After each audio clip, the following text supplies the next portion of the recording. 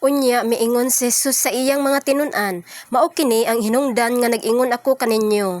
Ayaw kamo kabalaka sa pagkaon nga inyong gikinahanglan aron kamo mabuhi o mahitungod sa sapot nga inyong gikinahanglan alang sa inyong lawas. Kay ang kinabuhi mas mahinungdanon pa kaayo kaysa pagkaon ug ang lawas mas mahinungdanon pa kaayo kaysa sapot. Tan-awa ang mga uwak, wala sila magpugas ni mag-ani, wala sila'y tigumanan o kamalig. Apan ang Dios nagpakaon kanila, labaw pa kamo kaayog bili kaysa mga langgam.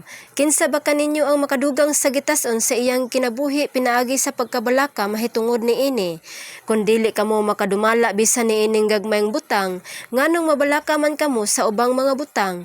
Tan-awa giun sa pagtubo sa mga ihalas nga kabulakan, wala sila magbudlay o maghabol alang sa ilang kaugalingon. Apan sultihan ko kamo nga bisan si Solomon nga dato na kaayo walay sapot nga ingon katahom sa usa niining mga bulaka.